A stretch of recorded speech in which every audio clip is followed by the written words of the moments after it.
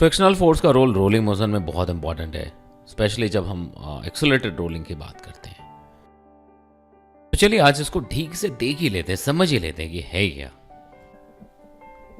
तो चलिए अब हम लोग यहाँ पे फ्रिक्शनल फोर्स के रोल को समझने के लिए एक वैसे मोमेंट से चलना शुरू करते हैं, एक वैसे पॉइंट से चलना शुरू करते हैं जब ये मान लेते हैं कि उस मौके पे ये सिस्टम एक्सेलरेट हो रहा था, और उसको फ्रिज करते हैं और सोचते हैं कि भाई क्या हो रहा है। तो अगर सबसे पहले हम व्हील की बात करें कि व्हील का क्या रोल है, तो सबसे पहले दो रियर व्हील्स की बात करते हैं। दो रियर व्हील्स की बात करते हैं कि मतलब कि ये दोनों जो बिगर साइज का जो व्हील दिख रहा है, तो इस पे ये जो भाई साहब हैं ये क्या कर रहे हैं, इस पे फोर्स लगा रहे हैं। लेकिन क्यों लगा रहे हैं और क्या सोच के लगा रहे हैं कि उनको तो व्हील को आगे एक्सेलरेट कराना है।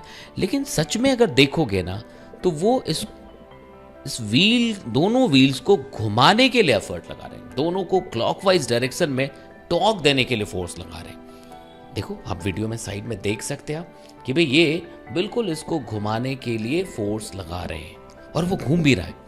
ठीक है, दोनों व्हील्स पे, दोनों रियर व्हील्स, बट हम एक से ही लिख रहे हैं कि ताकि सारे आइडियाज क्लियर हो जाए कि हो क्या रहा है।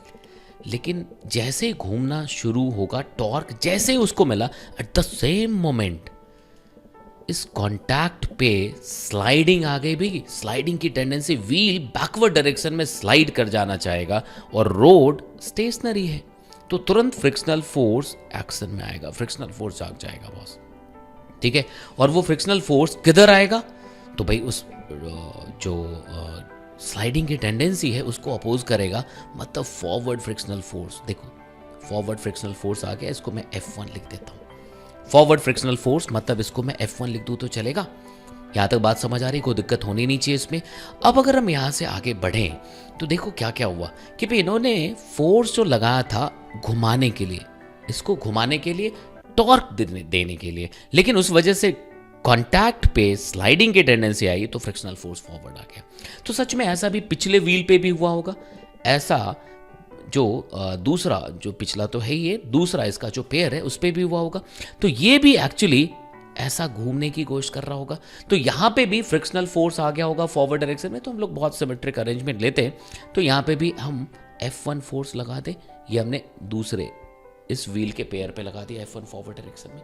ठीक है, तो अब अगर आप देखो तो हमने दोनों रियर व्हील्स की बात कर ली कि क्या हुआ, तो दोनों पे फ्रिक्शनल फोर्स फॉरवर्ड आ गया। क्यों आया, क्योंकि भाई साहब ने इस पे फोर्स जो लगाया था वो क्लॉकवाइज डायरेक्शन में टॉर्क देने के लिए लगाया था, और ये ऐसा हो गया। तो सबसे पहले हम लोग यहाँ पे अल्फा की बात कर लें कि अल्फा के साथ क्या क्या हुआ, कौन कौन आया।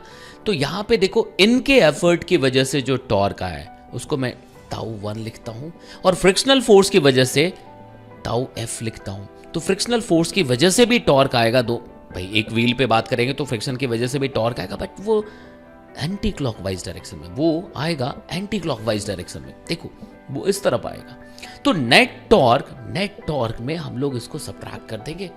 तो ये जो हुआ, ये जो टॉर्क आ रहा है, ये जो टॉर्क आ रहा है वो यहां पे आ रहा है। ठीक है, और फ्रिक्शनल फोर्स की वजह से ये टॉर्क आया, जिसको हम ताऊ F लिखते हैं। ये नेट टॉर्क हो गया, और अगर इसको हम I अल्फा लिख दे तो ये काम बन गया। इसको अगर हम I अल्फा लिख दे तो एंगुलर एक्सेलरेशन दोनों ही व्हील्स का क्या होगा, ये समझ आ गई बात। ठीक है, अब हम आते हैं जो सामने जो छोटे छोटे व्हील्स दिख रहे हैं उसका क्या।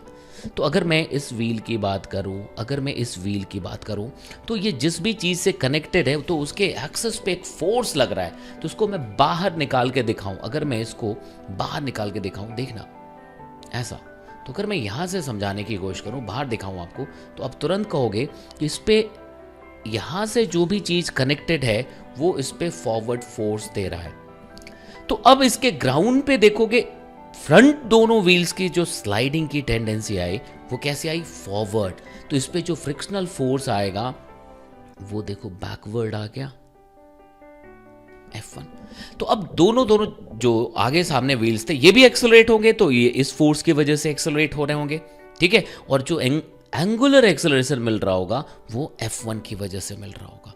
तो अब यहां पे देखें तो इन दोनों पे देखो, बैकवर्ड डायरेक्शन में F1, इस पे भी F2, सॉरी इसको F2 लिख दीजिए, बैकवर्ड डायरेक्शन में F2, क्योंकि हमने F1 इसको लिखा हुआ ही था, F2 लिख सकते हैं।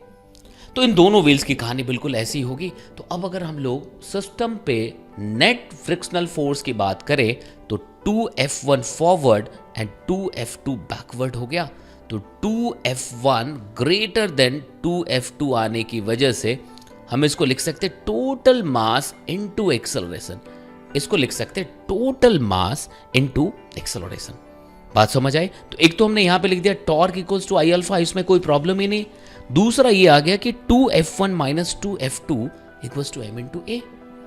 अब सिस्टम के पास ए भी है, सिस्टम के पास अल्फा भी है, तो सिस्टम अब एक्सेलरेट हो सकता है, एंगुलर एक्सेलरेशन दे सकता है व्हील्स को।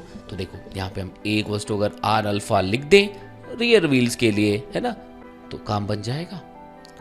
बिल्कुल सिमिलर सिचुएशन छोटे व्हील्स के लिए भी बना होगा, तो उस पर जो एक्सेलरेशन आ रहा होगा उसको हम F minus F2 equals to small m करके करेंगे, ठीक है।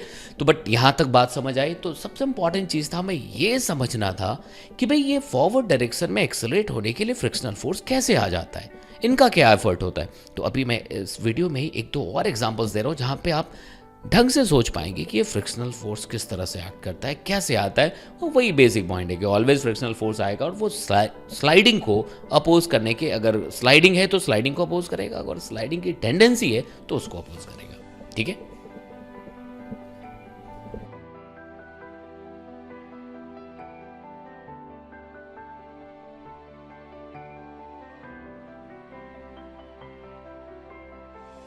अब अगर इस सिचुएशन की बात करें तो यहाँ पे कैसे सिस्टम एक्सेलरेट हो रहा होगा। अगर मान लिया हमने कि सिस्टम एक्सेलरेट हो रहा था, मतलब सिस्टम के पास ए था, वेलोसिटी बढ़ रही थी, तो आप देखोगे कि अपने जूते को बैकवर्ड डायरेक्शन में स्लाइड कराने की कोशिश कर रहे हैं। और उसकी वजह से क्या हो रहा है, उसकी वजह से फ्रिक्शनल फोर्स फॉरवर्ड डायरेक्शन में आ रहा है। फ्रिक्शनल फोर्स फॉरवर्ड डायरेक्शन में आ रहा है। तो अगर फ्रिक्शनल फोर्स फॉरवर्ड डायरेक्शन में आ रहा है तो ये सिस्टम फॉरवर्ड डायरेक्शन में एक्सेलरेट होने की कोशिश कर रहा है, इनफैक्ट एक्सेलरेट हो रहा है। लेकिन क्या इस यही सिर्फ फोर्स है और भी कुछ नहीं है? तो यस, दोनों व्हील्स की बात करें तो अब देखना, जैसे इस आदमी के जूते पे फॉरवर्ड फ्रिक्शनल फोर्स आया और ये इस ऑब्जेक्ट के साथ, ये जो भी चीज़ रखी है हमने उसके साथ है, तो अब ये क्या होगा, फॉरवर्ड डायरेक्शन में इस पूरे सिस्टम को फोर्स दे देगा। तो अगर आप फ्रंट व्हील की बात करो तो भाई जहाँ से भी ये कनेक्टेड है तो इस पर फॉरवर्ड फोर्स आया, तो फॉरवर्ड फोर्स आया तो अगर आप यहाँ पे देखोगे तो यहाँ पे स्लाइडिंग की टेंडेंसी आई। स्लाइडिंग की टेंडेंसी आते ही फ्रिक्शनल फोर्स अब बैकवर्ड डायरेक्शन में आ गया, क्योंकि फॉरवर्ड स्लाइडिंग की टेंडेंसी आई due to this force. Due to this force forward sliding की टेंडेंसी आई, तो फ्रिक्शनल फोर्स बैकवर्ड आ गया। तो इसको मैं F1 लिख दूं। बिल्कुल ऐसा ही पिछले व्हील पे होगा। अगर पिछले व्हील को दिखाने की कोशिश करें हम तो वहां पे भी ऐसी ही सिचुएशन होगी। तो यहाँ पे भी बैकवर्ड डायरेक्शन में फ्रिक्शनल फोर्स होगा, उसको हम कुछ F2 लिख देते हैं।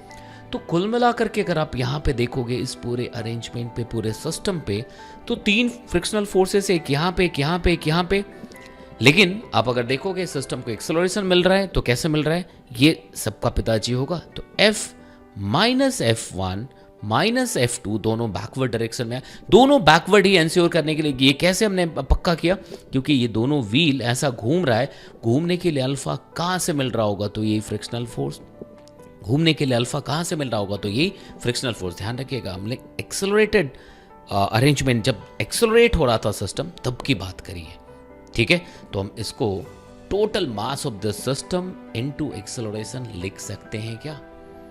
तो मेरे ख्याल से यहाँ तक मेरी बात आपको समझ आ गई है, ठीक है। तो बने रहिए, सब्सक्राइब करना बिल्कुल मत भूलिएगा, सब्सक्राइब करके बेल आइकन जरूर दबा दीजिएगा, ठीक है। तो मैं अपने डिफरेंट वीडियोस के माध्यम से मैं कोशिश करूँगा कि फिजिक्स को बहुत ढंग से समझा पाऊँ, कि ताकि आप पकड़ लो कि एक्चुअली है क्या। मतलब वो कहते हैं ना, एक पॉइंट पकड़ना जिसके बाद एप्लीकेशन बड़ा काम आसान हो जाएगा। और आपको पता ही है कि भाई किसी भी तरीके से, चाहे फिजिक्स को समझने की बात हो, इंटरेस्ट डेवलप करने की बात हो, न्यूमेरिकल सॉल्व करने की बात हो, जो कुछ भी हो, एप्लीकेशन एक बहुत इंपॉर्टेंट पार्ट है। तो एप्लीकेशन के लिए एक तो कॉन्सेप्ट का पक्का होना और किस तरह से अप्लाई करते हैं वो पूरा आइडिया होना, तो वो दोनों चीज़ें यहाँ से निकल के आएंगी, ठीक है। तो शेयर लाइक करने में कंजूसी मत करिएगा, और कमेंट बॉक्स पे आप कुछ लिखना चाहते हैं, जो कुछ सोचते हैं आप जरूर लिखिए, ठीक है। तो फिर आपसे मिलते हैं, ठीक है जी, ओके। हाय एवरीवन, तो एक इम्पॉर्टेंट इन्फॉर्मेशन भी है। सो अन अकेडमी पे देखोगे यू सैट कंडक्ट हो रहा है, अन अकेडमी स्कॉलरशिप असेसमेंट टेस्ट, जो एवरी संडे कंडक्ट होगा 12 पीएम से 3 पीएम तक। तो आप फ्री इनरोलमेंट ले सकते हैं। और इसमें जो सबसे इम्पॉर्टेंट फीचर है जो आपको एकदम से अट्रैक्ट करेगा कि जो टोटल स्कॉलरशिप है वो 1 करोड़ का होगा, जो टोटल स्कॉलरशिप मिलनी है। ठीक है। और मतलब इसमें आपको 100% तक की स्कॉलरशिप मिल सकती है अगर आप फर्स्ट रैंक सेकंड रैंक तक आते हैं। ठीक है। तो बिल्कुल भी इसको मिस मत करिए। और मैं यहाँ पे आपको और भी इन्फॉर्मेशंस दे दे रहा हूँ कि क्या क्या चीज़ें कैसी होनी है। ठीक है। और इसमें अगर आप देखेंगे तो अबाउट द टेस्ट की अगर हम बात करें तो सेपरेट टेस्ट होगा क्लास 10th और 11th के लिए। आप लाइव अटेम्प्ट करते हैं और ऑल इंडिया रैंकिंग भी देखते हैं। डिटेल्ड एनालिसिस मिल रही है, बिल्कुल डिटेल्ड एनालिसिस मिल रही है एकदम से एग्ज़ाम के तुरंत टेस्ट के बाद। ठीक है। और जो पेपर है वो पूरी तरह से अनअकैडमी प्लेटफॉर्म पे जो बेस्ट एजुकेटर से उन्होंने बनाया हुआ है। ठीक है। तो जो स्कॉलरशिप टेस्ट होगा वो जो बच्चे 2023 टारगेट कर रहे हैं, लाइक जो 11th मूविंग स्टूडेंट्स हैं, एंड 2022 जो टारगेट कर रहे हैं। ठीक है। जो 22 टारगेट कर रहे हैं मतलब जो 11th moving student 12th moving students होंगे। ठीक है। टोटल स्कॉलरशिप की अगर बात करें तो वो 1 करोड़ का स्कॉलरशिप होगा। ठीक है। अभी मैं बताता हूँ कि कैसे इनरोलमेंट लेंगे। ठीक है। इनरोलमेंट के लिए आपको लिंक दिया हुआ है नीचे डिस्क्रिप्शन बॉक्स में, आपको लिंक मिल जाएगा। ठीक है। और वहाँ पे अनलॉक कोड के नाम पे आप पंकज लाइव यूज़ कर लीजिए। ठीक है। ध्यान रखिएगा एवरी संडे को 12 पीएम से 3 पीएम तक है, कभी भी आपको मौका मिलता है निकाल करके आप लिख दीजिए। इंडियाज़ बिगेस्ट टेस्ट सीरीज़ है यूसेट। ठीक है जी। तो चलिए ऑल द वेरी बेस्ट, फिर आपसे मुलाकात होती है अब। ठीक है ना। ओके जी।